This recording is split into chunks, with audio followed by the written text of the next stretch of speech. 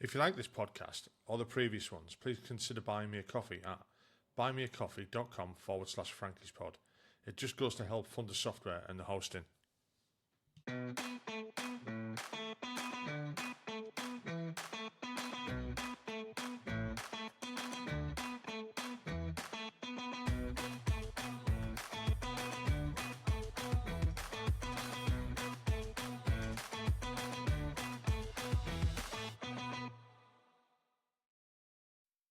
Hi, welcome back to the podcast. Tonight I'm talking to Gary O'Shea. Gary joined the Royal Engineers, joining in 1980. Hey Gary, how are you doing? I'm all right, thank you, Frankie. Yeah. And like I said to everyone, and as I did just before we started recording, honestly, thank you for coming on and agreeing to do this. I know it's such a strange request just to all of a sudden go online with a complete stranger and tell your life story. Believe me, people do listen to it and they enjoy it, so it's not just for me, honestly. Yeah. So it's the same question for you as I do for everybody else. So Okay. it's just where did you join? Sorry, I'll start that one again. Where did you grow up? Why did you join the military? What was it like? Why did you leave? And what have you done since? So if you just want to crack on with where you grew up, I've why got a did you few join the military? notes because the memory's a little bit old, That's another good thing we record. You can always go back to the recording afterwards. Yeah. So I was born and bred in the northeast. Though you wouldn't believe that from the accent. No, I wouldn't. No, it does come out occasionally, but no, I was born in the northeast to parents who were publicans. So in Newcastle, and moved around as a young lad from different pubs to different pubs. As a young lad, it was school wasn't the most exciting thing. Often people say you never applied yourself, and I probably agree with that. Yeah. But there was the scouts that you get involved with as a teenager, and various things. I ended up joining the Army Cadets, and I'm afraid the Army Cadets were Royal Artillery, so in Gosforth, and and loved it. And I think looking at my school years, I didn't really apply myself, if I'm honest. I only came away with CSEs. So there were a couple of options when I reached that bright old age of 16, and I had an option to become an apprentice with British Gas. That didn't seem very exciting. No, digger. Man, you probably took a few more. And so I thought, like I said to my dad had served national service with the Royal Signals, and the army was sort of like in the family DNA, one way or another. Either I had uncles serving in the Territorial Army as it was then, and family had been in service either in the Navy or wherever. So I guess I took the Queen's shilling then, and became a junior leader. So what made you pick the Royal Engineers, or was it thrust on you? Well, I mean, I think I think it was Sutton Coldfield I went to do my assessment, if memory serves me right. And I guess in that early '80s, there was a lot about ensuring that if you joined the service, that you were being sent in the right stream, so to speak. So I can remember that you were all assessed. I mean, apart from jumping off the highest diving board on the planet into a pool, at the time, there was all that academic stuff. There were all those assessment tests. And I think in my time, they could either grade you as technical. Well, no, it went Chepstow. You were good enough for Chepstow, or you were down to go as trade, either technical, A, B, or C trade. I think was the thing. So they sort of like did that, and then I looked at the things that you could do, and having spent some time in the artillery, I didn't want to go there, and then didn't want to be infantry though. So there was, I think at the time it was looking at the Ordnance Corps as it was then, Royal Engineers. So they sort of like hand you some sheets and think, oh well, you might be good at this, you might be good at that. So I ended up going for the Royal Engineers. And every engineer is trained to be a combat engineer, so that's the first thing you're ever going to be, irrespective of where you end up in your career. So you're always going to be a combat engineer. And then I literally I was quite keen to become a surveyor, to join the Geo Regiment over in Newbury, 4-2 as it is. So I made that very clear to the careers officer at Gibraltar Barracks. Um, you know, when I finished junior leaders. And it just felt, I fancy doing that. And it was drawing maps. I thought, I quite like the sound of that. It's a bit different. Yeah. So off I went. Then halfway while I was through my training, final Combat Engineer 3 training at Gibraltar Barracks, they sent me off to Newbury to do some more tests. And I guess looking at it, you wouldn't think that a very mild stereoscopic imbalance in your eyes would make a career's difference, but it did.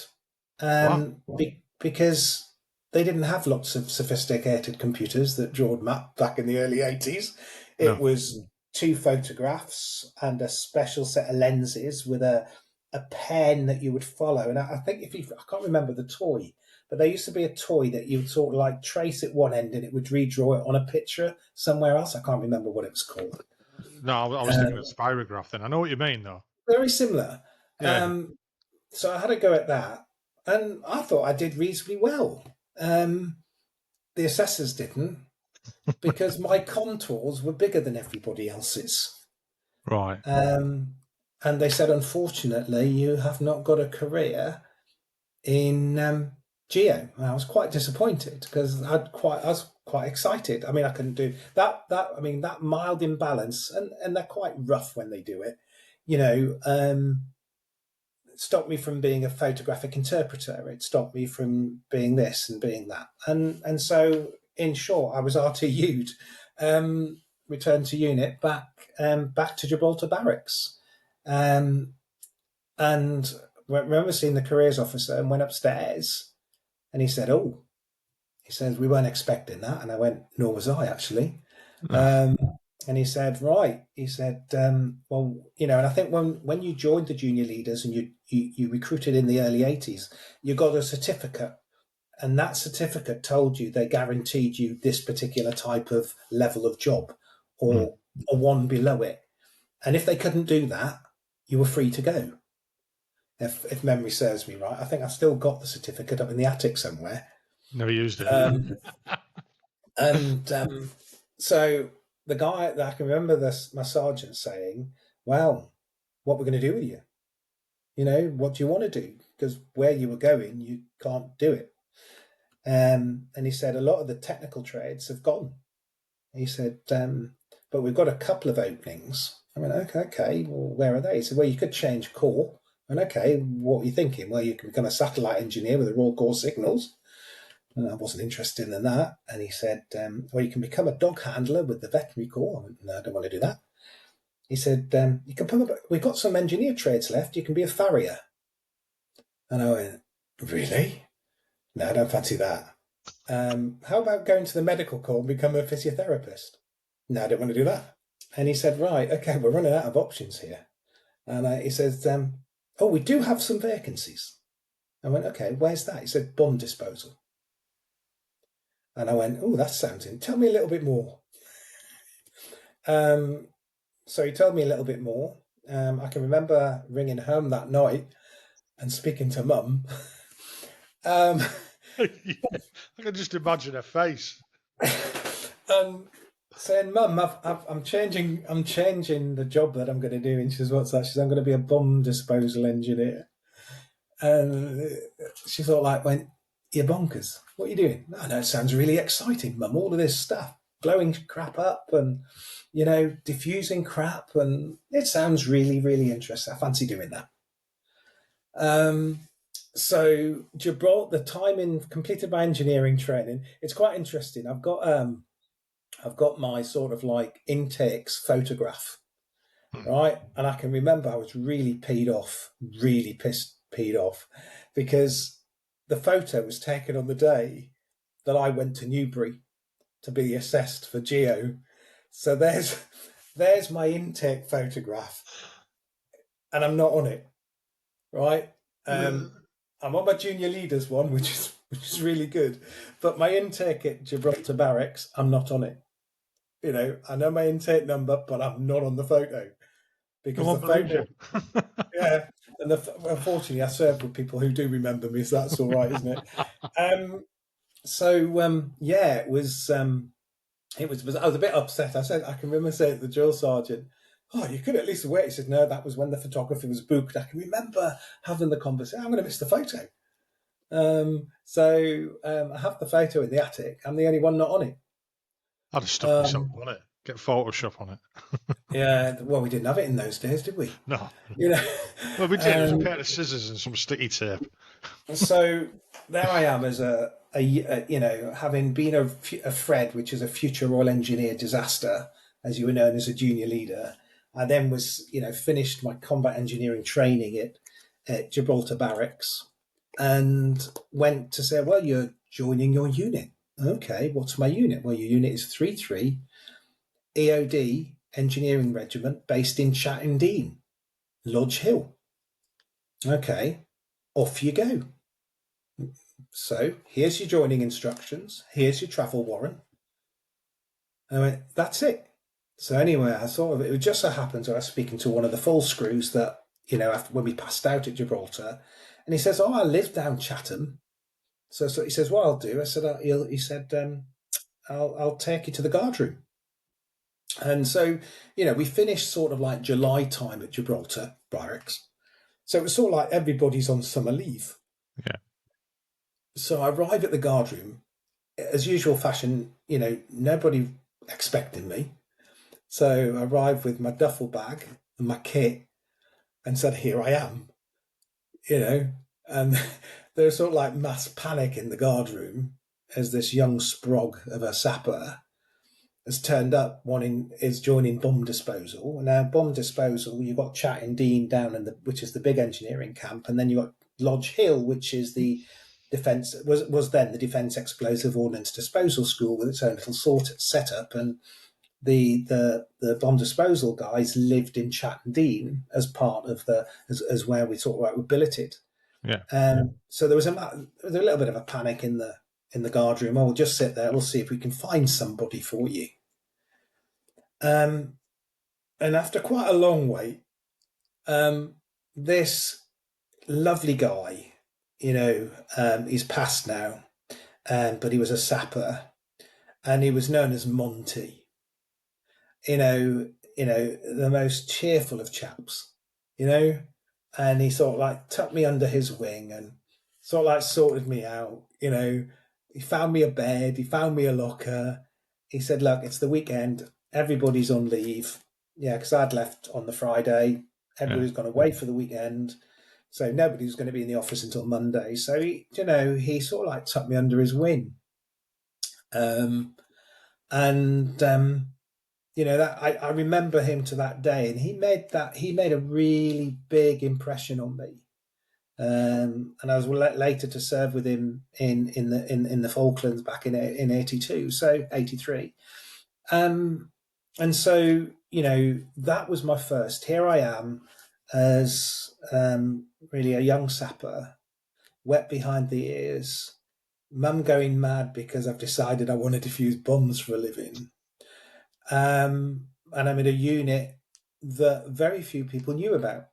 No. You No. know, I mean, the unit then was very small. I mean, there were two squadrons. There was 4-9, which was the primary EOD squadron. Royal Engineer Search was just starting to, I guess, evolve at that time as well. And then there was the other squadron, which was 5-8, which was more like a support squadron, plant ops and HIMAX and all sorts of wonderful engineering things that, I went nowhere near. And we had the Defence Explosive Munition, the defense, what was called DODS, which was the Defence Explosive Ordnance Disposal School. So the weekend sort of like passed, and then I was driven up to the Barrett to Lodge Hill the following day to go through a notorious Mary's Gate, as it was always known, because that was the name of the security woman on the gate. Everybody knew Mary, right? So Mary's Gate is always known. The base, the camp's no longer there, but Mary's Gate's still there. Some of us often drive past and have a look at it. you know. Um, and so I can remember going through Mary's Gate and eventually arriving at the admin office, reporting to the adjutant, who then passed me on to the sergeant major, who then was a guy called John Phillips. John Phillips, a few years later, became notoriously famous for all the wrong reasons, as he was one of the bomb disposal officers on HS Antelope when they were defusing a bomb. Right. And he, out of the two of them, survived. Um, and so my career in EOD started um, on an probably September day, really. Getting to know there were small troops, though it wasn't a very big unit. Um, met my first troopie. He was nice, guy called Steve Cox. The OC at the time was a guy called Guy Lucas. Sergeant Major was, as I said, John Phillips. Staff Sergeant John Prescott, and a few others. That you started the process of understanding what EOD was all about. I mean, it sounds like, normally you get, the guys coming from training, going to the unit, they're, and it's a big roughy, it's quite an experience for them. There's some grizzled old full screws and stuff like that. It's quite scary, Yeah. in a way. It sounds like it wasn't like that. It wasn't like, I don't think that unit sounds as though it was going to be full of like the old and bold. I'd imagine with an AOD unit, you've all got to be quite close knit. Is that the I think case? that evolves over time. I think, Yeah, but the guys, irrespective, the officers do all the dirty end, all the techie stuff. yeah. The sappers and everybody else do everything else in the middle, and everything up to that. But there is an evolution, and at the time, EOD wasn't the trade it was today. So it was quite small. If I look at the way it was set up as I can remember it, there were a number of troops in 49. We had a Ukrainian outstations unit based primarily in Norfolk. And their role was they were left, they sort of like never went back to Ukraine after the war. And they sort of like made the United Kingdom their home, and they didn't have, I guess they didn't have much to do in that sense, and they suddenly got involved in what we call outstation battlefield clearance. And so they were involved in a lot with military supervision, of course. Yeah. Um, they were involved in supporting clearing really remnants of war. We if you think, we 1941, all the blitzing started. We had all the training areas that we used during practices for D-Day. There were, one of the big operations I eventually got involved in was what we call Operation Crabstick, and that was all about the Americans and the Canadians, when they came over, every bit of flat piece of grass that the Germans could land a plane on, they mined. You Um, see, I got asked that at work when one of the kids at work said to us, so we were talking about something else, and he says, well, what about, in the UK with the mines and everything like that? I said, I don't think we planted any mines in the UK. yeah, And I'm we obviously planted wrong. it. Yeah, you were. So we did. I mean, so the EOD community was so there are two. Let me explain. There are two EOD communities, Yeah, which most people live here. Um, and that's evolving, that's changing. Things have moved on. But if I look at the early days, you had the Royal Engineers, and they were formed during the Blitz, during the Second World War, under Churchill directive to make sure there was some work, many means to actually sort out the Blitz, during clearing the bombs and the incendiary devices that were dropped during the Second World War. And every bomb that was ever dropped on London and Coventry and some of the major cities is all been documented. There are maps that tell you how much has dropped, right? Everything from small 50 kgs to the big 1,000 kgs that were dropped during the Second War. So all of this is mapped. But, as we recovered ourselves, so the engineers really were focused on the unexploded bombs. And I get some of the older listeners probably remember Danger UXB, for example. Yeah. Yeah. I've got I've got the DVDs and I've got an annual that was published back in the 80s. But you watch the TV reproduction of that now, and it looks really antiquated. But that's a true story, because when the Second World War happened and the Germans started doing the Blitz, there was no experience of how to clear bombs. So the officers and men that were involved in those very early stages of EOD were pathfinders. A lot of them gave their lives to the knowledge that we have today. And you weren't thinking of ones or twos dying when a bomb went off. It was a whole company, 8, 12 men in some cases, because the way that EOD evolved is that a bomb would drop.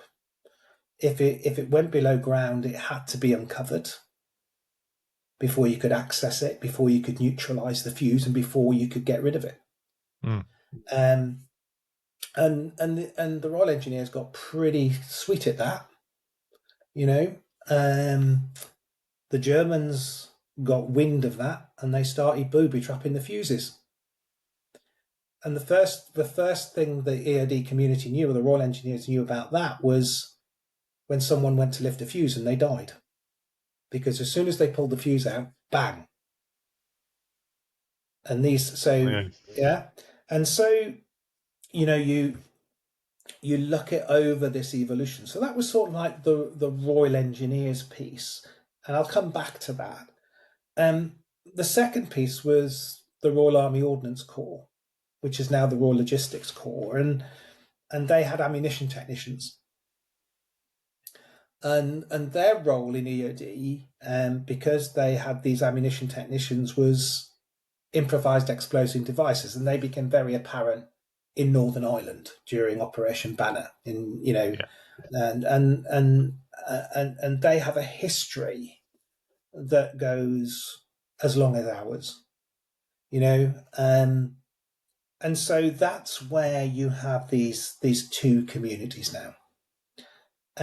But if I come back to the Royal Engineers for a moment, that evolution. So, if you think of those 1940s, the 1950s, the EOD community, the Royal Engineers clearing the Blitz remnants of war, the incendiary devices, the butterfly bombs.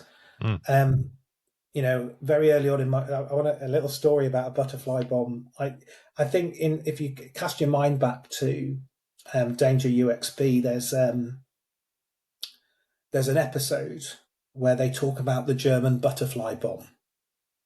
And the butterfly bomb had an explosive charge on the bottom, a stick, and some vanes that span, and it would open up like a butterfly. And I can remember very early on in my career, as an EOD operator, being called to a house where a guy had been using a butterfly bomb as a doorstop for about 20 odd years. So, wow. I think I've heard that. I've heard that story. Yeah. So so basically this remnants of the Second World War. I'm a young sapper in the 1980s. I get my first, I passed my course. I'm then part of a bomb disposal team with an officer, a sergeant, a corporal, and a load of sappers. And generally your first exposure is that, these things that were, so, I joined 80s, it was the 1940s. So these things are 37, 40 years old. And we're still finding them. Yeah, not very stable. yeah, and we find them. I mentioned about Operation Crabstick. So all of a sudden, you've got all this remnants, this explosive remnants from the Second World War that needs to be cited. So they started to put laying the plans for the M25. They started redeveloping the East End of London, and as those things started to happen, guess what? Yeah. They started to find unexploded I ordnance. was going to say a lot of things crop up. Yeah. So a lot of my early years was, running around. We were either in Deal in Kent, managing mines that had washed up on the beach, or that had been used to mine the beach during the Second World War. Of course, there was the German Blitz, remnants of war in the London and Coventry and the Isle of Sheppey. There was the pipe mines. So there was a considerable amount of work to do. Um, you know, um, and I can, you've got the guy that had, and I was very young. I hadn't long been with the unit. I think I'd been with the unit probably 4 or 5 months, something like that. And we got called to a job in Uxbridge, a very peculiar job. It was in like a council estate, and the guy, the owner of the house, had started to dig his own shaft. Right, and a shaft is something that we descend to make it safe for the operators to go down. But he had made his own shaft, right? And the reason he made his own shaft is because he believed that during the war, the Germans and the Italians had got together and dropped a very special bomb on his house, which missed and didn't Right. detonate. Right. So he'd created. There'd been a lot of press interest around it. I think I was a young 18, 19-year-old. 18, I must have been 18-year-old, I think. And my sergeant there was a guy called Spud Murphy, lovely guy. And basically, what we had to do is we had to fill this guy's hole in to start off with. The press were interested. We brought in big, heavy digging equipment and things just in case it was needed. And I can remember we hand dug. We started to redig his shaft and we started putting our own timber shaft in. And the press were involved. And the interesting about the gentleman, he must have obviously had cancer. So he didn't have a voice box. He had one of these Yeah. vibrating things that created a voice. Um, and he would tell the press that this was a special bomb that the Italians and the Germans had put together and dropped in his house. So anyway, we get to a point, we've hit the water table, so we're sucking the water out with a pump. I'm down the shaft, and we have a thing called a 4021 locator. It's moved on since then, right? But it helps us to pick up if there's any metal below the ground, and in the hands of a skilled operator, we can map out. And there was something coming up, and I can remember we were there, and we were definitely getting a reading. So they said, well, let's get the bomb probe. Right? Sounds sophisticated, isn't it? Right. Let me tell you what it is. It's a very, very long stick, a metal stick that you can make longer by screwing extra bits onto it with a handle on the top. Yeah. Right. And so I'm there holding it at the bottom. And I think Spud McMurphy says, right, we're just going to drop it into the ground. So they went bang like that and it hit something. Well, you can imagine my face, couldn't you? Oh, And of course, we hit something. Okay, right. Right, here you go. There we go. We send a couple of guys down, get the shovels out, because that's the only way you're going to do it, mm. right? And they get to this shiny thing, right? So everybody goes, ooh. And then they start to uncover it. And it's a dustbin. Right. It is a metal dustbin. So we excavate this metal dustbin, right? We take it out. We then send the locator back. Not a bleep. Not an absolute bleep. Right? So this guy has engaged the Royal Engineers Bomb Disposal with media coverage to uncover a bin. Did he have any explanation for it? No, he was convinced that it was still down there. Uh, I'm afraid it wasn't. We did what we do, and there was nothing down there. We packed up and went home. So, we're all, you're all there and you go, oh, that was fun. Um, so, you know, there's a lot of camaraderie. I spent a lot of my military career either out of uniform or in wellies. That's all I'm going to say. Yeah, Um, and that sounds kind of bad. it does, doesn't it? Um, but I can remember, going through the training, and we come out of, so we're looking at 81. 81, there's lots. I'm doing lots of battlefield clearance. I'm doing ob crab stick. The interesting thing about ob crab stick is that the pipe mines that were drilled in at angles into the ground, so if the Germans did land, we could blow it up and they couldn't land on it. Used a particular based explosive called PX808, and PX808 sort of like breaks down into nitroglycerin, right? Oops. So not the most stable of stuff. If memory serves me right, if somebody corrects me, then they correct me. But I can remember PX808, and it gave you one of the worst headaches on the planet. And so, you know, um, got really, you just get this splitting headache, and you couldn't clear it. Worse than a hangover from a heavy drinking tonight. And Um, that's just from the fumes of it, or is it and that was just? it, yeah. Or Yeah. contact with your skin and whatever. So our jobs were varied over the time, and that 81 into the 82 piece. So the 81 into 82 piece, it was um, responding to unexploded ordnance, mines, things that found things, you know, um, and I think at that point, at that time as well, there was a lot of discussion around search and search techniques. There'd been an incident, can't remember the exact date, but that incident prompted a series of activities. There'd been a device made up in the States that was very complex. And the issue was that the only thing that was missing was a radioactive isotope. So it was very sophisticated, and that sort of like prompted the government at the time to look at the transporting of nuclear waste, for example, because if somebody wanted to make a dirty bomb, that's all they would need. So there was a lot of work going on. There was some ways, well, how can we neutralize this? How can we respond to such an incident? So there was a lot of background work that went into that area. Um, and we used to have some sort of like training terraces just down from the road from Lodge Hill.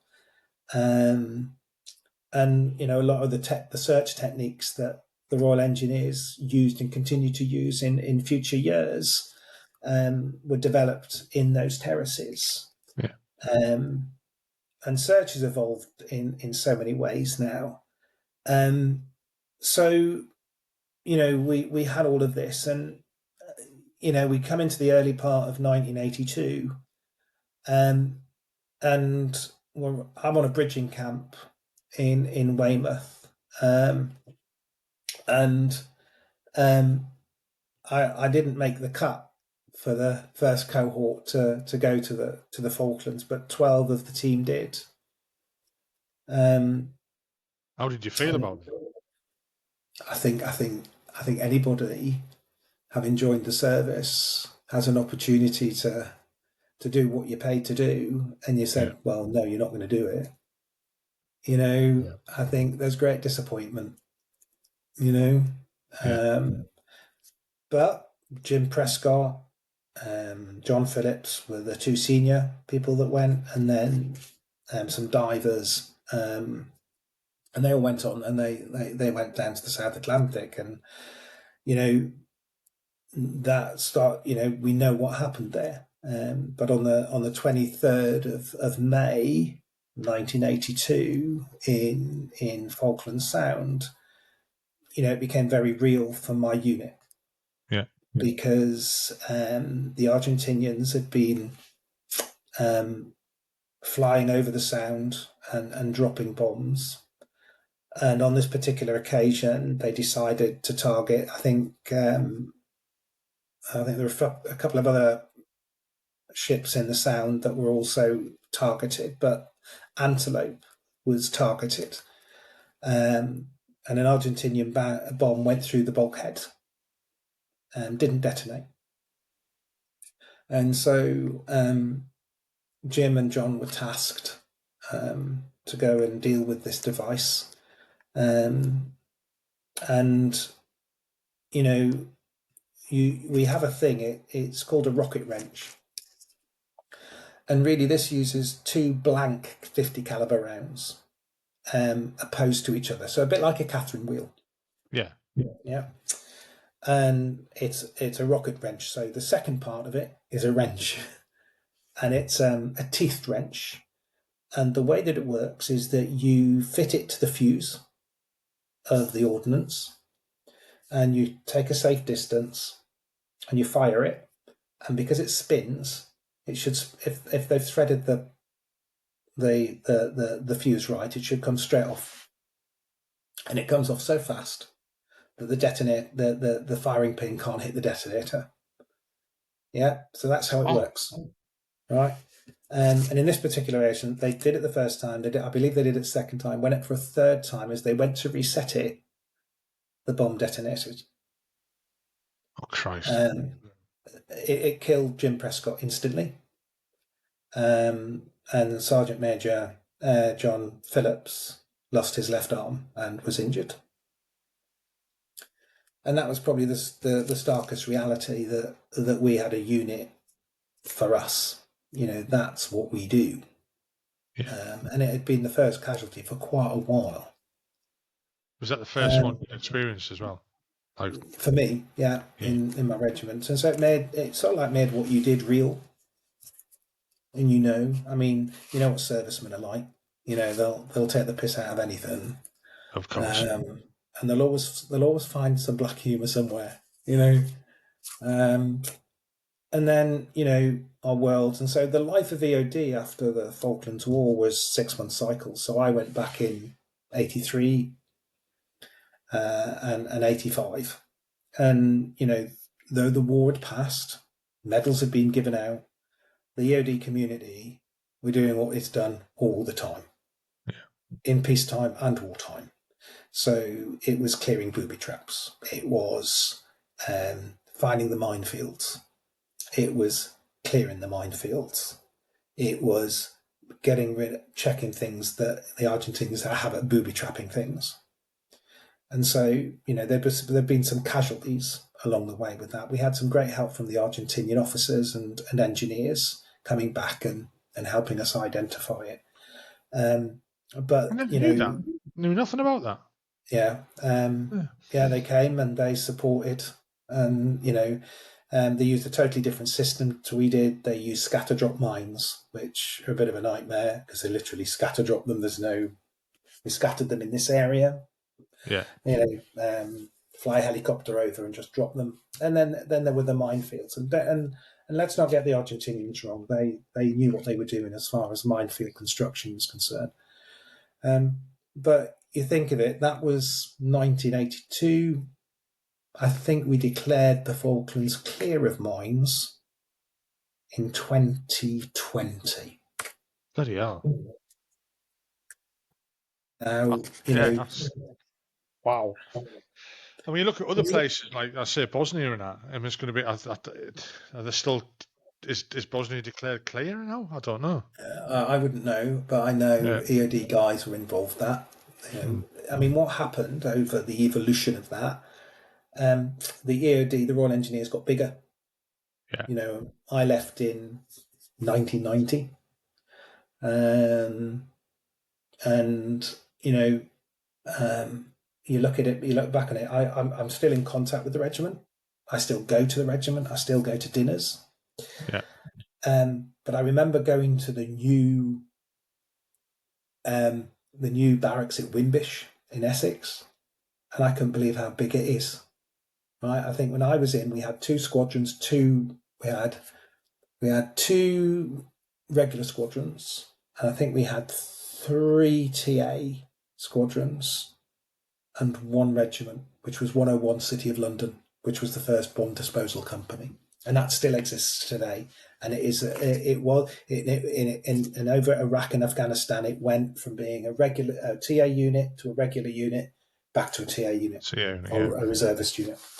But I think with the evolution of things like, we had the first Iraq War, the Gulf War, then we had then we had the Iraqi War, and then we had the Afghan War, and that really sort of like escalated EOD because there was massively, a lot of work, and there's been lots of programs and some comedies about it, and so the evolution of EOD started to happen. There was a period of time, probably between the mid 80s to the mid 90s, where EOD wasn't seen as a trade. It was a bit of a, oh, you've done that for a little bit, while, then move on.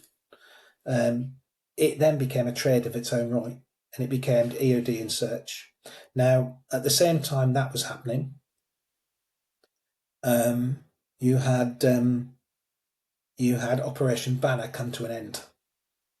So basically you had the Royal Ordnance Corps, or the Royal Logistics Corps as it was now, suddenly come to an end of doing a lot of really good quality counter IED work in Northern Ireland. I'd qualified as a number 2 IED operator in my time with the Royal Engineers, so I was familiar to the vans and the wheelbarrows that you've all seen, and how we approach booby traps, and suiting up in a bomb suit and stuff. I think I've got a picture somewhere where I look like the Hurt Locker in a Mark II bomb suit. and you know what? There are some comments I made on that and said, "Blimey, that's antiquated when you look at them now." I still they still take the mickey out of me in that today, I think. But there was a big evolution going on, and alongside that, if I do say it, politics. We've seen regiments combine, we've seen regiments disband. 4-9 evolved, becoming a parachute commando unit in EOD, supported by a lot of others. Then that was disbanded, and then it's since reformed. But if we look at the evolution, what happened was we had Iraq and Afghanistan. And we suddenly see the world of IEDs go up 200%. Right?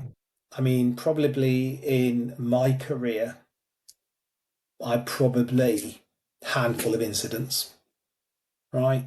I look at a WO2, really highly decorated WO2, probably did more than 200-300 over his period of time, because there was it was endemic. If we look at both Iraq and Afghanistan. So what then happened is you've got all these ammunition technicians, great skills. You've got the bomb disposal officers and operators of the Royal Engineers. And you've also got this search capacity. And this search capacity is really important because it safeguards the ATOs. You've all heard of ATOs, hopefully, ammunition technical officers. And there is, it would be wrong of me not to say there's rivalry, right? I was going to ask that. I was going to ask about that. There is. Yeah. You've got some great ATOs, right? You've got Chris Hunter, who wrote I think it was 8 Lives Down, I think he wrote. And then you've got WO2 Kim Hughes that wrote Painting the Sand. Both really good. Yet in the engineers side, you've got Guy Lucas from the very early days. You've got Lieutenant Colonel Archie Hogburn, who defused 3 bombs I remember going to his funeral. He defused 3 bombs at St Paul's Cathedral, and all of these bombs. There were 3 bombs, and I remember Lieutenant Colonel Mike Brooks speaking at the funeral. I think it was Mike talking about Archie, and Archie was faced as a young captain, I think, or a young lieutenant at the time. He was faced with 3 bombs. Each of these bombs later were on a what we call time delay. So they were dropped in on a time delay, and there were 3. Right, and the story is absolutely blind-blowing because what he does, he decides, well, I'm going to tackle that bomb first. Just picks one, right? So he's defusing this bomb, right? And there's a staffy with him as well, and they're defusing the bomb. As they're defusing this bomb, one of the other ones goes off. Bloody Right? hell. One of the other ones goes off, right? So now 2 bombs, all right? And they're busy defusing this bomb, and this second one goes off. Wow. Right? And they eventually defuse the bomb. I think that's the particular. I can't. Somebody with historical knowledge will correct me and say, Gary, you were totally wrong. But I think both of them got their George crosses for that. Just pick that one and not the other one of the other 2. Bloody But hell. do you know what? We often say that. What happens if you picked one of the other ones? So there are pinnacle individuals in the EOD community that have gone above and beyond, right? So if we look at Iran and Iraq, everything changed. But you've got to bear in mind, an IED hasn't changed that much. It needs a trigger device. It needs a power source. It needs an explosive, and it needs something to set it off. That doesn't change, right? But what we did say within both Iraq and Afghanistan was the innovation. Yeah, the innovation. I can remember. Yeah, still to this day, I don't kick cans in the street, because cans that have gone off. Yeah. Right? So you don't kick it.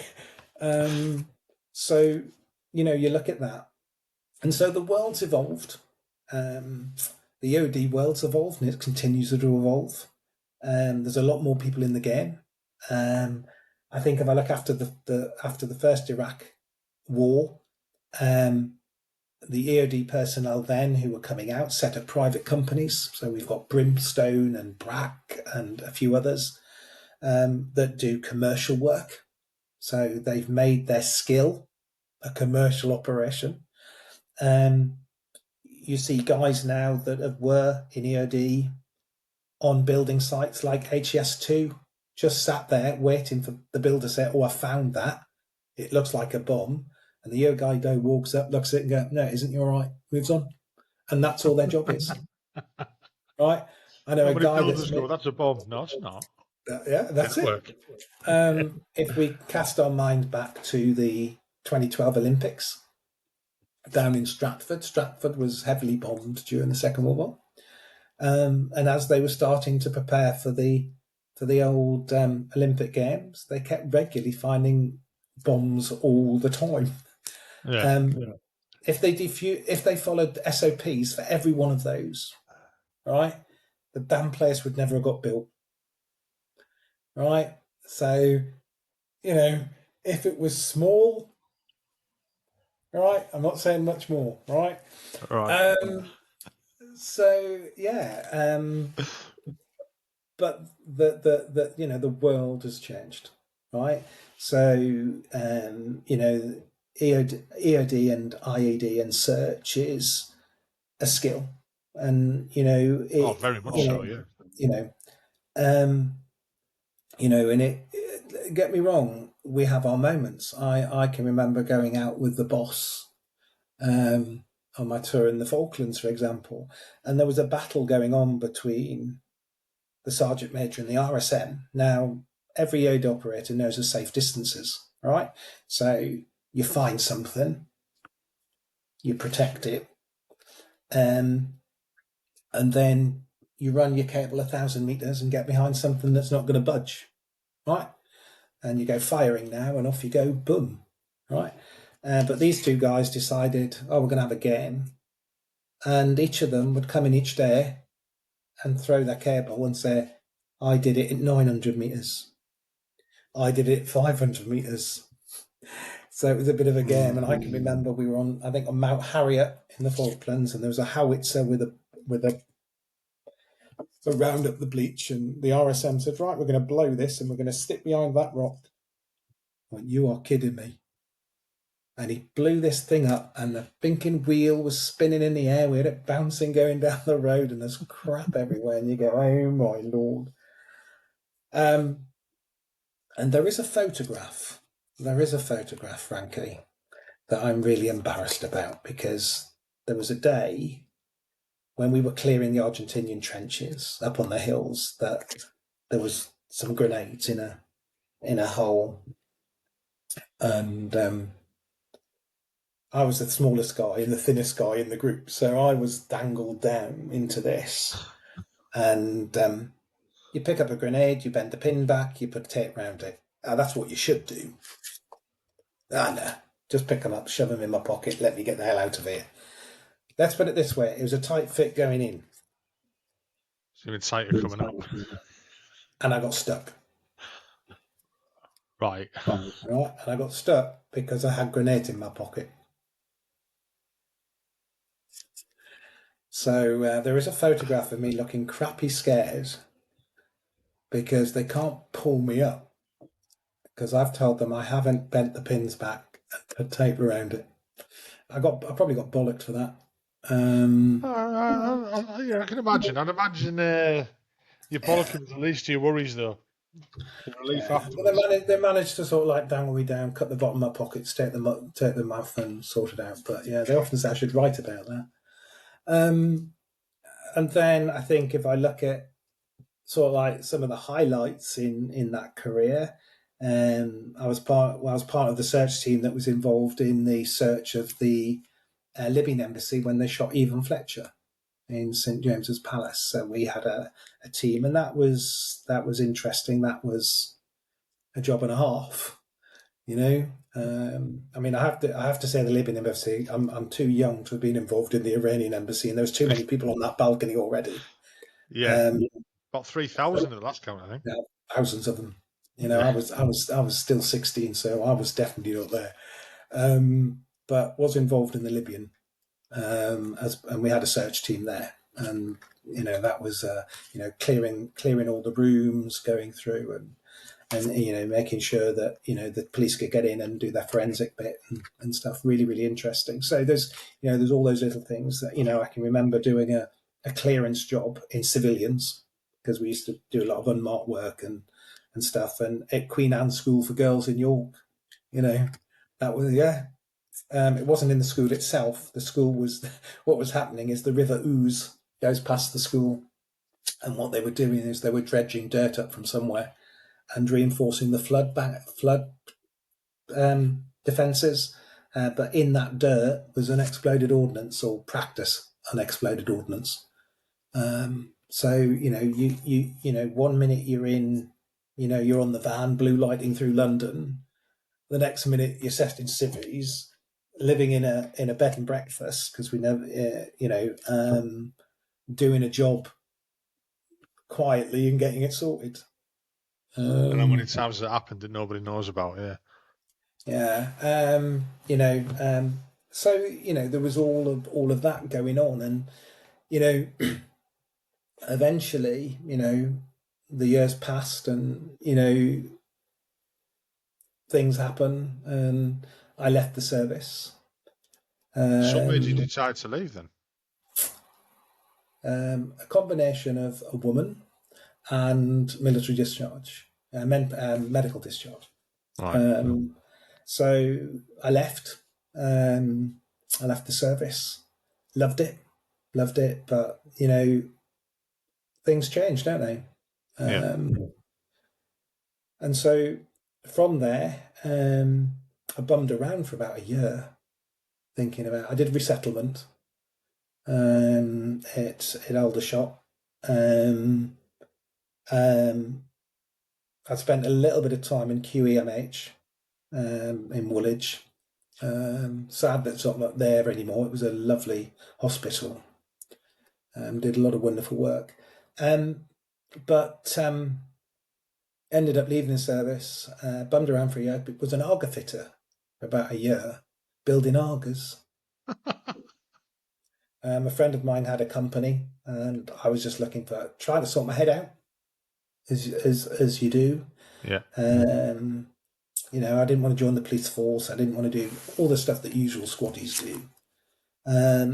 So bummed around for a year and really got my head sort of squared off, really. Did a couple of sort of like dead end jobs just to sort of like earn money. I sold photocopiers for a while. And people say, well, why did you do that? I got a car with a job. So I needed a car. Right. Got a car with a job, need a car. Right. And sell a photocopier. But I sort of like sorted myself out, really, and decided, I don't want to be bumming around. And I got involved. I picked up a job. I picked up a job with Unilever on industrial chemistry because I did chemistry at school, and while I was at EOD, I did a couple of O levels at Medway College, and sort of like. And alongside that, I read an article in the paper about an organisation called International Rescue, right? And I think every time I mention International Rescue, people go Thunderbirds, right? The theme music must have peed in my head. Yeah, yeah. Well, the interesting thing about that is the charity was legit. The actual president, the president when I joined, was Jerry Anderson, who was the creator of Thunderbirds, and he allowed the charity to use International Rescue. And it was a combination of individuals, primarily ex-military, primarily serving and ex-fire service personnel. And our job was to respond as volunteers, as urban search and rescue specialists. So when an earthquake hit and the UK government sent teams out, we were one of them. Bloody hell, I bet you've been all over the world with that. And it took me to some places and seen some sites that the military doesn't even prepare you for. When you talk about mass casualty incidents and villages being wiped out by earthquakes. But I sort of like spent as a volunteer my time with them from about early 90s to about 2007. And while I was with them, apart from going into operations as a search and rescue specialist, I became the assistant operations director for, I think I did it for about, was it 15 years? Can't remember. 7 years? Can't remember. But alongside that, I was the charity's press officer. And that opened quite an interesting world for me, really, in the sense that because we were an organisation, and there were other charities as well that would be deployed as part of the UK response to disasters around the world. That is now controlled primarily by the fire service now. But that exposure in that time, apart from going to some really sad places in the world that had been hit horrifically by earthquakes, if I wasn't in the field, I was representing the organisation on the press. So I ended up in papers. I was interviewed by Sophie Raitworth on the BBC Couch and Eamon Hughes and Jonathan Snow at Channel 4. And I would, every time something happened, Sky would call me in as a residential expert and pay me, and I would give the money to the charity. And then I got invited to participate in a documentary with Sir David Frost called Frost's Century Earthquakes, and I found myself on TV. Found myself being interviewed by John Humphreys on the PM show on Radio 4. Bloody Met hell. Kate Adie on before she became Did you very run? famous. Yeah, Did you run yeah. away from her? Yeah. No, but meeting these people that in my life had been on a box, and Yeah. here I am being interviewed by some of them. You know, it was amazing. I mean, I've got Been quite cuttings in there. surreal, wouldn't it? Yeah.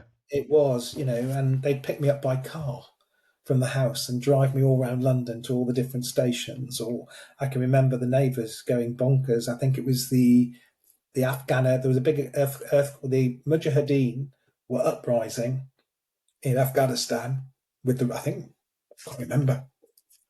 And I can remember having a satellite van parked outside the house for a couple of days with all the cables coming through the windows because I had a team on the ground in Afghanistan doing rescue. Eventually, we pulled them out because it got too dangerous.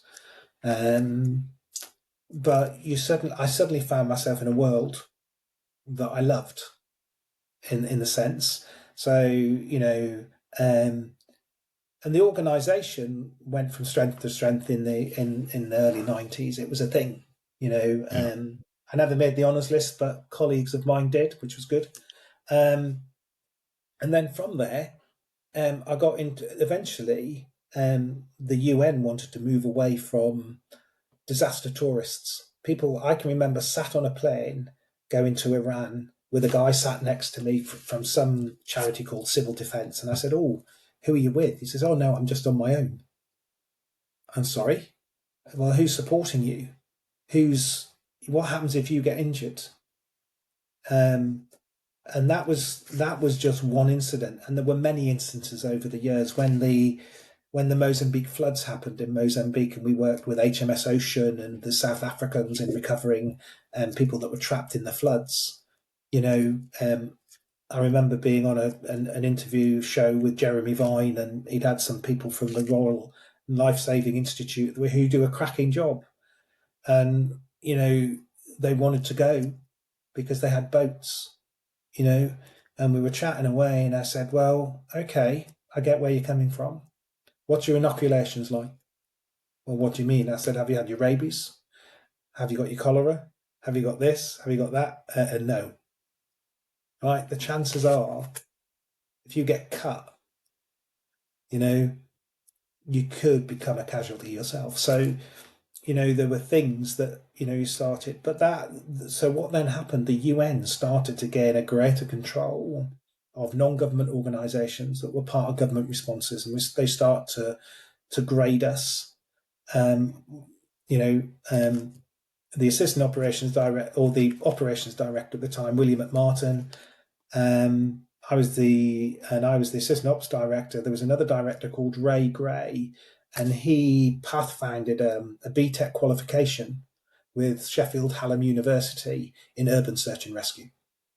So things were starting to change. You couldn't just say, "I can do it," right? Yeah. You needed evidence to prove you could do it, and we see that nowadays in everything. You've got to have some paper that tells you can take people up a mountain, or you can't just say, "I've got granddad rights" and off we go, because if it all goes pear shaped, yeah, you're gonna be in front of a judge somewhere. Yeah. Someone's got to be Um, culpable for it. Yeah. yeah, but that started to get me to be exposed to the UN. Um, and I'm a bit of an organizer.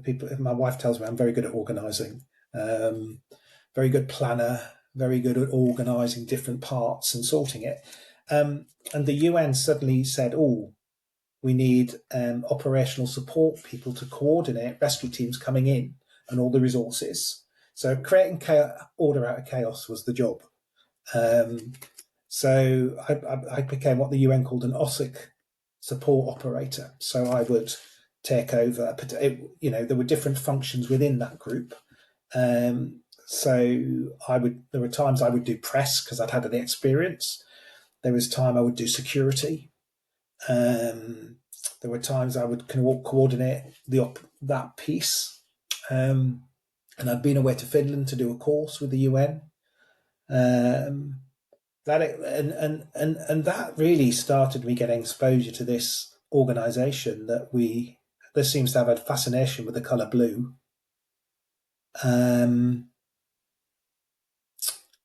So the UN is mainly a fascination of the colour blue and UNN, the letters UNN. And the thing is that there are two different parts of the UN. There's peacekeeping and there's humanitarian aid.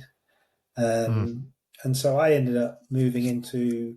I did an impact course. I think it must have been about 2000 and it must have been about 2002 or something. There was a course, and they were starting to look at.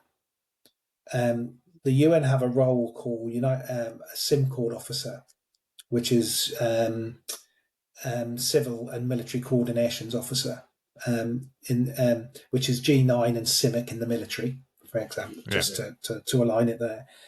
I did an impact course, which is online, and somebody that I worked with on one of the UN courses had seen that I'd completed it and said to me, look, we're evolving this role called SIM Cord officer. Would you be interested? Oh, tell me a little bit more. And what it is you're the advisor to the senior UN people in country, and basically your key job is to look at, if crap hits the fan, what can we utilise to support humanitarian effort? So if we take, as an example, Iraq, for example, and if we look at Iraq, there were the biggest people there with the biggest amount of assets of the military. But the military are involved in counterinsurgency, for example. So we could have a disaster, a humanitarian disaster, and we have to convert some of those military assets from an insurgency role to a humanitarian role. And in very simple terms, I can't land a green helicopter on a white ship, right? And I can't put a white helicopter on a green ship, right? Because they have to remain neutral, right? So as a CIMIC officer, you become the conduit, that connection between all the players in the ground. So that would be the military, it would be non-government organisations on the ground, it would be the UN component itself, and those what we know as the belligerents, the bad people, right? And so my job was to interface with all of those people, right?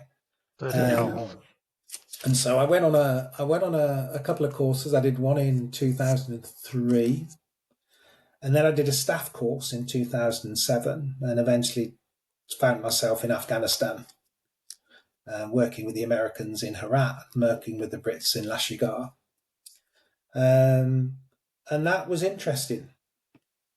And I can imagine it was. Meeting different people, but the role was quite finite, and there was a lot of training, a lot of multi-agency training and stuff. And I can remember I get on very well. I'm still very good friends with some of the guys I trained with. There's two particular guys. One particular guy, Sunday. I'm going to talk about Sunday. Sunday was a Nigerian general, right? And I met him on a couple of UN courses, and we became very good friends. And I can remember in a UN compound in Kosovo, we were walking around the compound, and the team I was working with were all in the little canteen area, looking out the window as Sunday and I were walking around the perimeter just to have a chat. And as I'm doing that, and we'd known each other for quite a few years, we'd done a few trainings together and things. He grabbed my hand. Now I'm British, and he holds my hand. As we start to walk. Now, could you imagine what's going through my head? But one of the things that the UN teaches, there was a really good book called Do No Harm by an author called Mary Anderson, very good UN humanitarianism humanist. And doing no harm is about understanding the culture that you're operating in. And yes, my was, oh shit, he's holding my hand. Does he want to have me? To the point he went, no. He says, in my culture, we hold hands with our friends because this tells people around me that you are not just my friend, but you treat me as your brother. And it's a cultural thing. Yeah. And I've seen that cultural thing evolve in so many ways. And if I think about another example, in Iraq, you probably heard the term about quick impact projects. So things that impact on the community and win hearts and minds, right? Yeah. And when we talk about do no harm, often we think of violence, we think of hurting somebody. But the principle of do no harm is about understanding the culture that you're operating in. And what the coalition were doing in Iraq were quick impact products, things like building schools, housing, drilling wells, running water, sinks, taps, you name it. And they started to put these in, and I can remember we were going back to a quick impact project that had happened in Iraq, and this wasn't my own experience. It was a guy called Colonel Matt Jackson, who fortunately passed away a couple of years back, Royal Engineer, and he'd been working on some projects in Iraq, and what they did is they ran pipe from the well, which was I think 5 kilometers away, and put in plumbing water and sinks and taps and everything. And you'd think everybody'd be really pleased, wouldn't you? Oh, yeah. Right. So what happened? They went away. They'd done it. I think, great, we've done a great project here. The community are going to love it. They went back a couple of months later and found that all the sinks had been broken. All the taps had been broken. So go, old Brits, what we'll do, we'll replace everything. Right. So they replaced it and left it, everything working again. And they went back 2 months later. No sinks, no taps. And somebody asked, why is that happening? And the reason it was happening is that the only time the women ever left the village to have time on their own was walking to the well, collecting the water, walking back to the village. That was the time there were no men around. They could be themselves. They could chat what they wanted to. But because we'd put in running water and taps and sinks, they could no longer do that anymore. So the women were breaking them, and that's the principle of do no harm. And I would, I would never have never thought of it thought of that it way, that to way. be To be honest. honest, You you put put stuff in stuff in, thinking thinking you're just that's doing what good. Yeah. And there'll be people that listen to this will know of how many schools we've built, how many wells we've dug, and so that time within the UN. And then an incident happened in Masa Harif in the north in Afghanistan when I was with CIMIC. And we lost 8 Nepalese people. We had a preacher went and burnt a Quran in Texas. And Maha Sharif was slightly different to maybe the rest of Afghanistan. If you go to Kabul or Bagram, it was triple fencing, it was triple barriers, multi-guard. It was Bradley. The Maha Sharif compound was just a single wall. It was a total different place. And some of the locals got really agitated, raided it, and shot a few of the guys. And I think at that point, my wife just said, "I don't want you doing this anymore." So that was 2011, 1st of April, 2011. But I said to the wife then, look, I will do this. Can you go nowhere where you're not wearing body armor? And I went, I can't guarantee that. But I've got to see my contract out. So I saw my contract out. So in 2015, I sort of like left the UN. I was a bit tail between my legs, all for the right reasons, really. I'd left international rescue by this point because I'd gone to work with the UN. Yeah. Um, and then I needed to get a proper job, a grown up job.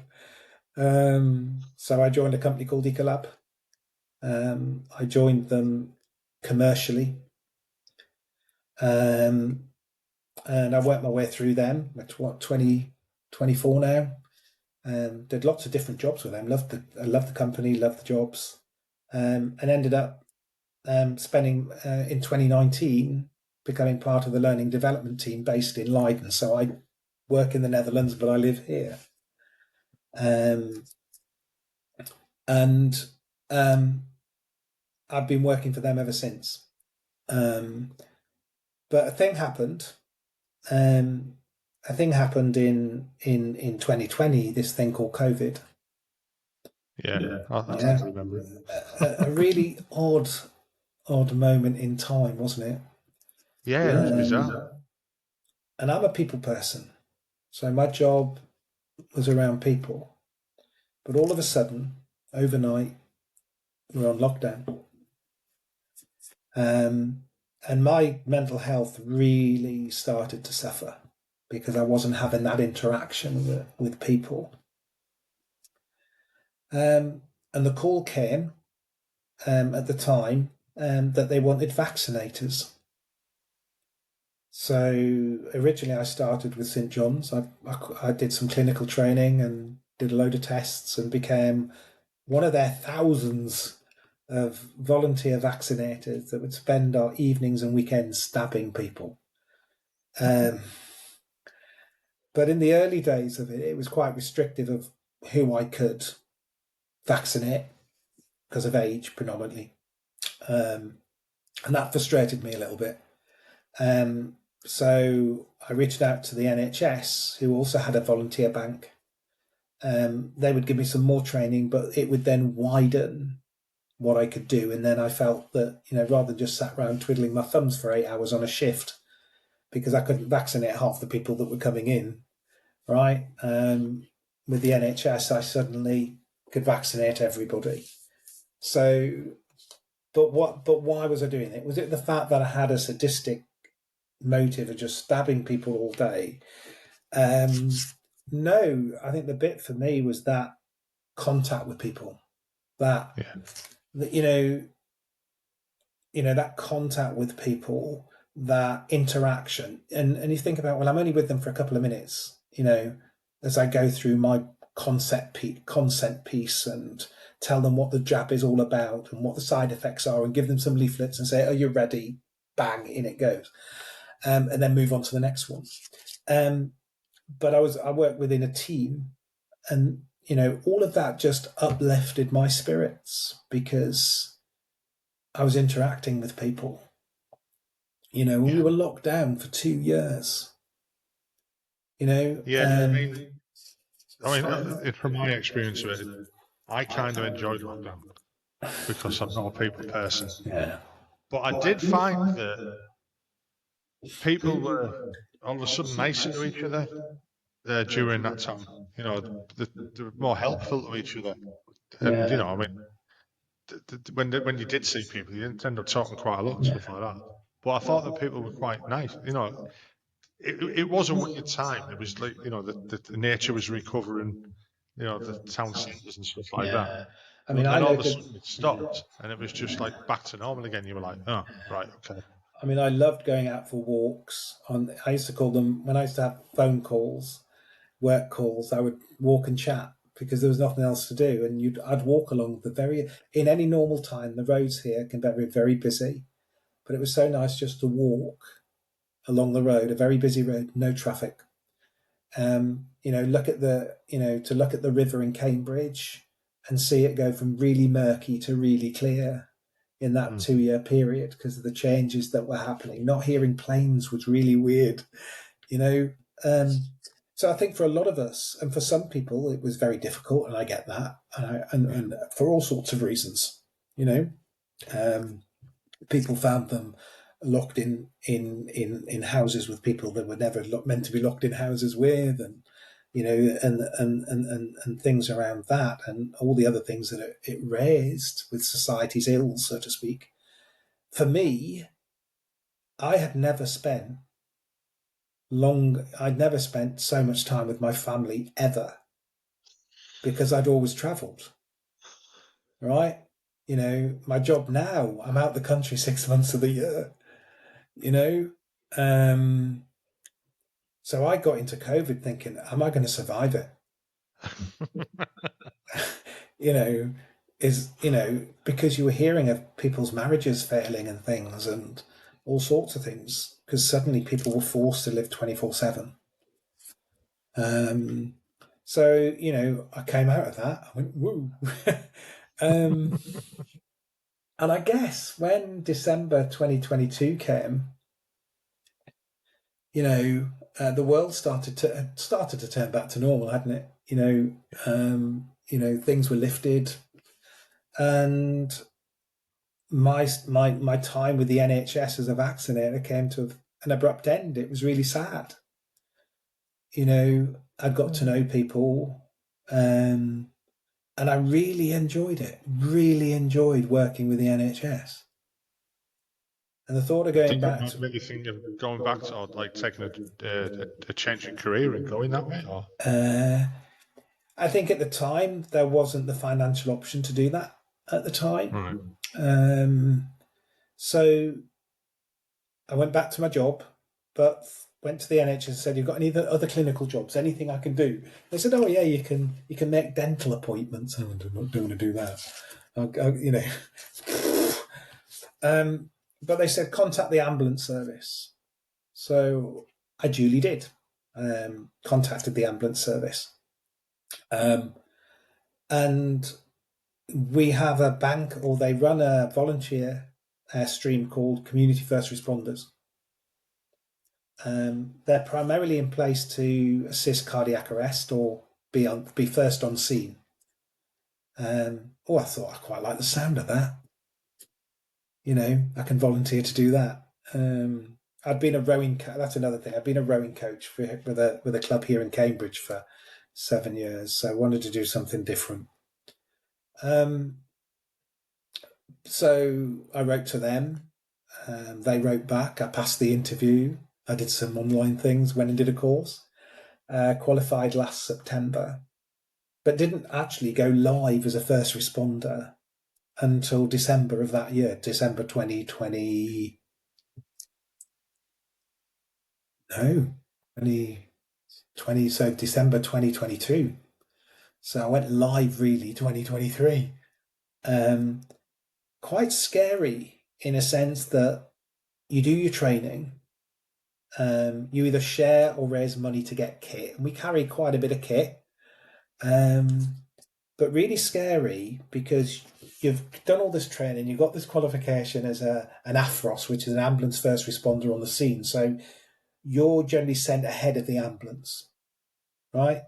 And our job is to to assess anything life threatening quickly, and if there is something life threatening, intervene to keep them alive while the ambulance crew come.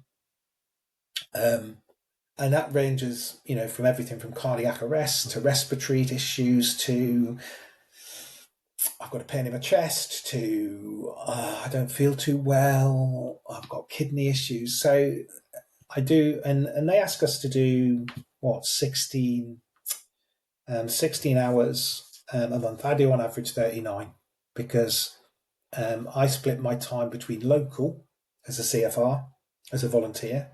So that's when I'm working from home, when I'm in the country, when I work from home. I'll do a few hours here and there. And then I also work out of the response car out of the hospital. So that's mainly evenings. And I work as a buddy system. There's two of us on that. And that's great fun. Love it. But Crappy you never job. know what you're going out to, Never so know. it could be Never anything. know. I mean, it's quite interesting. Yesterday, I had a ride out on an ambulance. So I was in the back of an ambulance all day, blue lighting, going to different jobs. Absolutely loved it. Loved it so much that they offer a career path called emergency care assistant. One below an emergency medical technician and two below a paramedic, just to put it into context. I'm three below a paramedic, just to let you know.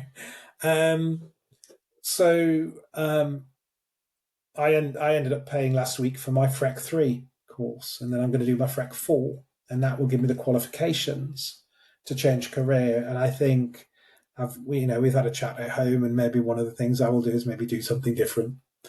But actually, love that role. Love the people I'm meeting with.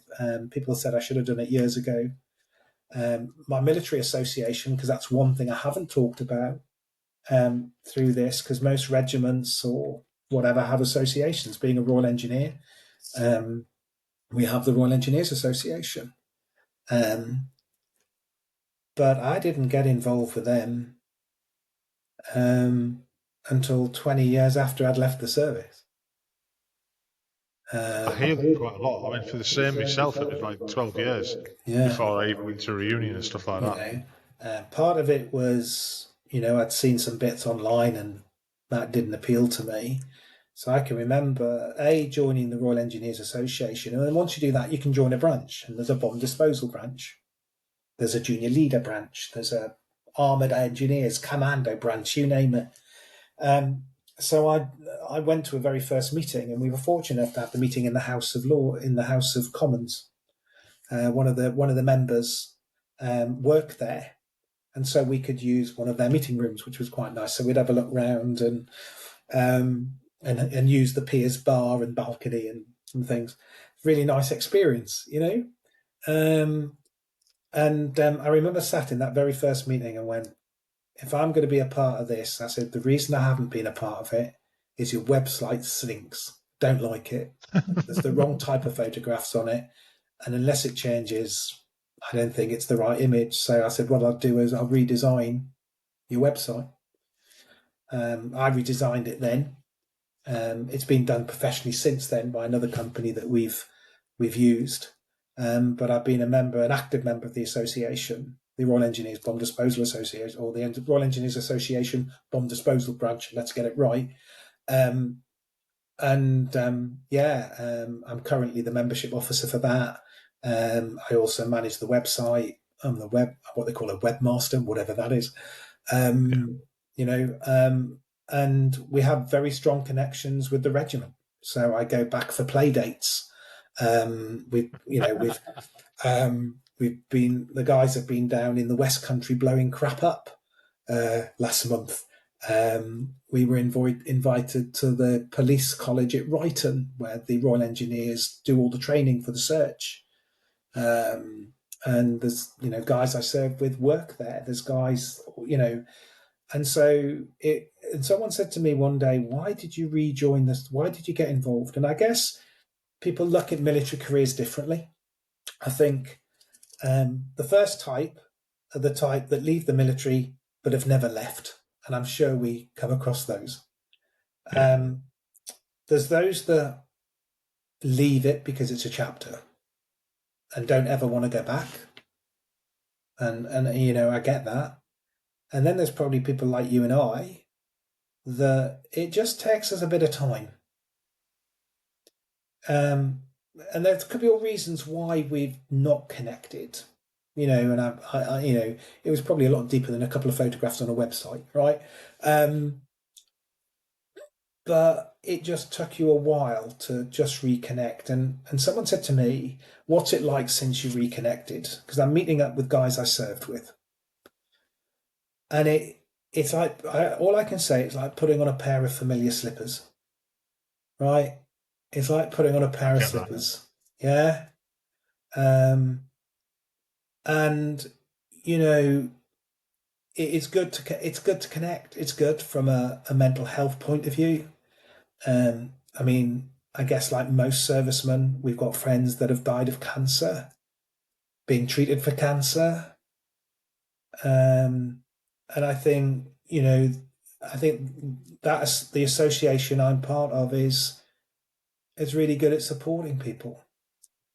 I think, I'm sure you have been and seen requests for, fellow regimental personnel who have got nobody at their funeral. Yeah. And people reach out to nobody should be dispatched on their own. you know, um, and so there are reasons why people will join association. There are reasons why people will not join associations, and I get that. I mean, my brother served; he was a guardsman, and once a year we make him an honorary sapper, and he comes to the army and navy. Or we've dragged him along to the odd regimental dinner, and made him an honorary sapper because he doesn't have the same support mechanism that we have. So I guess as I reflect over everything I've done, I think my service life was the foundation to that. If I'm honest. It's led on to everything else. I mean, I'm in awe really of the international rescue. Again, it sounds silly saying that, but and then the UN side of it. My experience of the UN has been wearing a blueberry, and Didn't do that. I've always felt that when I was doing wearing a blueberry in Bosnia, I was quite ineffectual as in a peacekeeper because there was not a lot really you could do, and you feel frustrated. But I also did. I spoke to a guy last night about it. I was working with a medical section as an ambulance commander, and we did some slightly humanitarian things, not a lot of it, because we were part of the regiment. We didn't get out to do a lot of stuff that the doctor was with wanted to do, and his hands were tied as well, to be honest. Yeah. But we did see, the good side of it. That, and I've spoken to guys in one of the Bosnia groups on Facebook, and I did ask the question on there, trying to recruit people for the podcast. But I did ask the question on there about, do you feel as though um, the UN was a waste of time because our hands were tied and stuff like that? And a few people agreed, but the majority of guys that were in there are actually not. They didn't serve with the UN, they're on that, or the army or the forces or anything like that. A lot of people in that group are people who were from Bosnia and who lived through it, and they shot me down completely.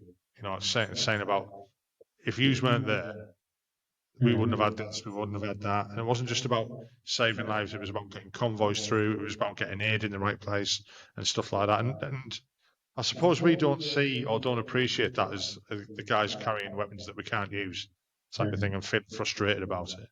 We don't get to see the majority of the good that's happening, if you know what I mean. I think, if I look at my time with International Rescue Thunderbirds ago, I can remember that on a press release somewhere. It's always going to make you laugh, Frankie, isn't it? Yeah. That you met a real life Thunderbird. There you go. Yeah. Call you Virgil. Yeah, I don't.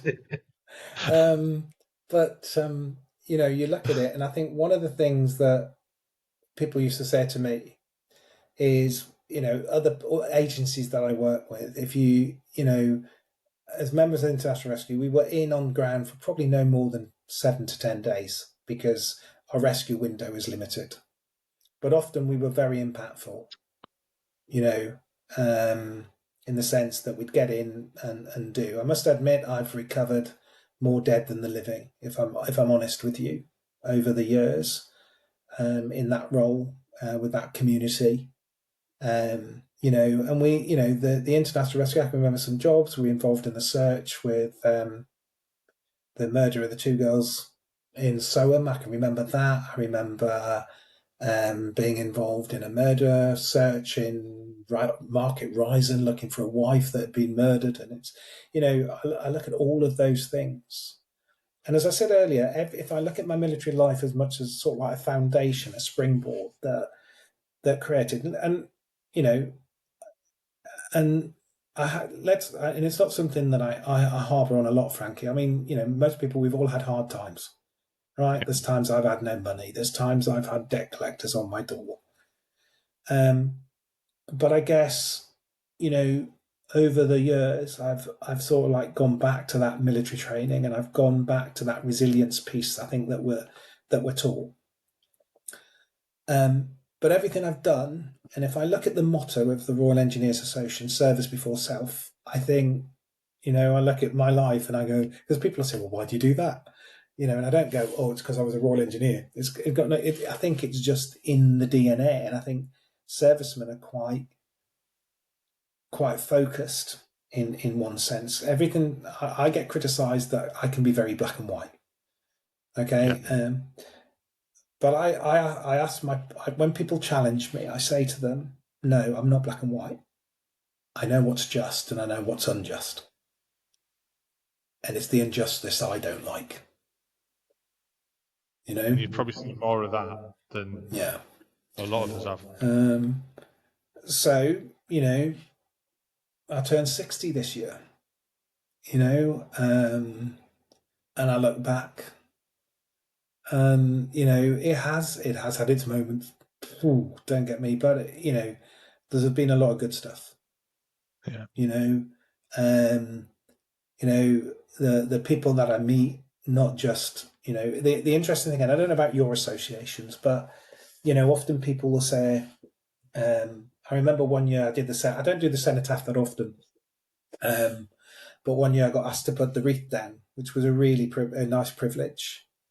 I was amazed I could still bloody march, to be quite honest with you. Um, and remember what they tell you to do. But I look at that and that time with the people, and I think what that has done in my unit, and I can't talk about anybody else's unit, but whether you've served operationally, whether you've served non-operationally, one thing is common with the EOD community is you've all done the job. Right? Yeah. You've either done the job in wartime or times of conflict, or you've done the job in times of peace. And I think one of the things we recognise, because the conversations I've had with people, they'll say, well, I've got no medals. That's irrelevant. That is irrelevant. In this community, we know you've done the job. Right? And yes, we've tried before. I mean, I think in the 1940s they had the GSM with a bomb disposal bar on it, and we have fought for that and challenged it. But you know what the British government's like, bit slow in handing out things. Very, very slow. you know, so to our community, it doesn't matter whether you have operational medals or not. We know you've done the job because you've probably done the same job in peacetime. There are still bombs, there are still mines.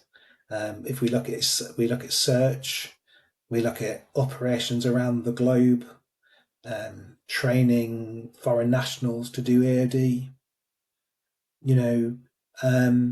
So I think one of the things we've done as a community is that if you're part of the community, we know you've done the job. Yeah. I mean, you're giving that, like, how can I put it? You're giving people a hug when they need it as well. If you know, I mean, and that's quite a simplistic way of saying it, but you're giving. It's a family. If you know, that's what I meant to say. It's more of a Yeah. family than an association. And you're It, right. It doesn't matter yeah. if you've got medals or not. You know, I've got medals, but I was just in the right place at the right time. I went on the right tours and stuff like that. But that's by the by. It doesn't really make that much difference. You've got guys who served for many, many years and have not had a medal, but they've still walked the walk. They've still done a job. They've still And served. It doesn't matter if you've in, been on you this, that, or know, the other.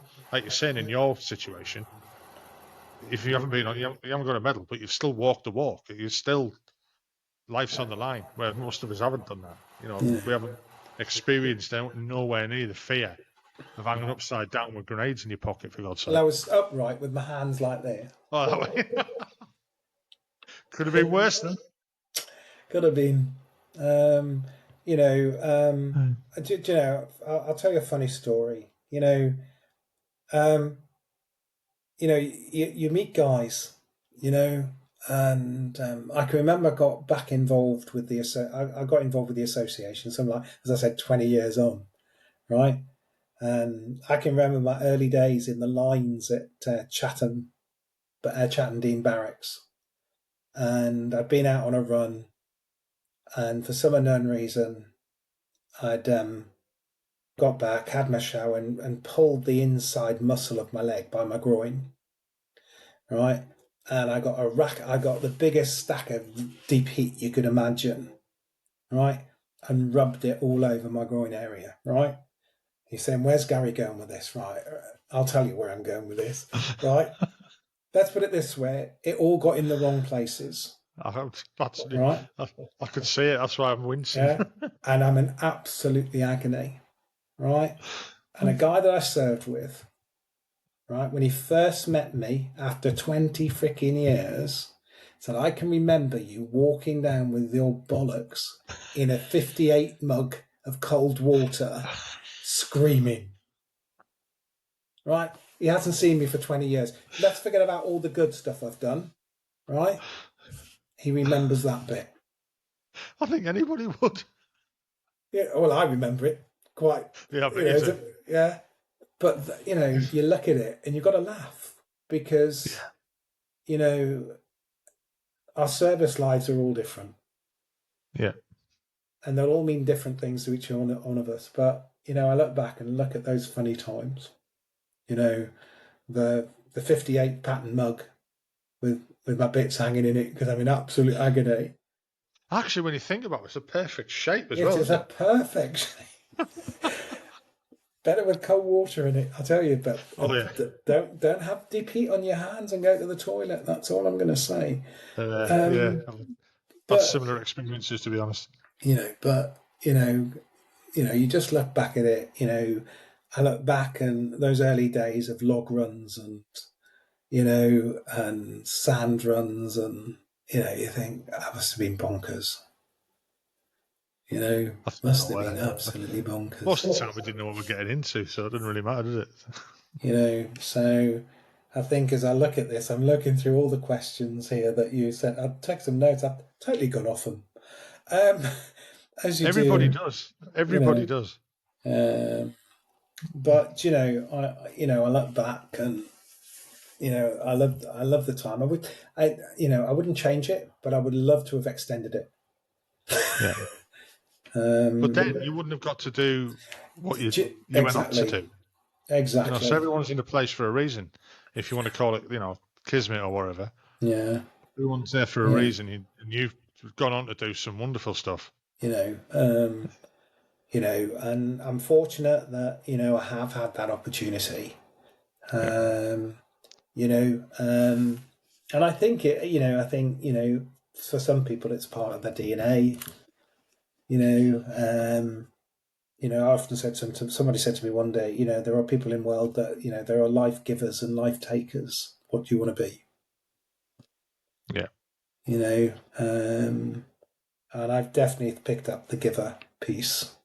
You know, but no, I look at I'm looking at retiring in the next couple of years. This is the other thing I'm doing the CFA thing, the CFR thing for, because I'll retire and I'll just do that, and that's good enough. I'd only been in the job, I'd only been in the role 2 weeks in January this was it? Yeah, this year, and had a cardiac arrest 5 minutes from my door. I don't know if Um, it's not something. It's something I'd like. I thought about when I was leaving the army what I'd like to do, and I mm, did think about being training to be a paramedic. And then I just thought to myself, no, I don't know if I could handle it.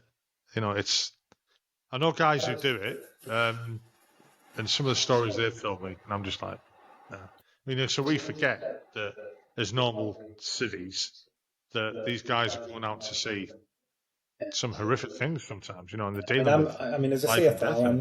And as a CFR, I'm not allowed to go to suicides, and I'm not allowed to go to vehicle traffic accidents. yeah, But I do everything else.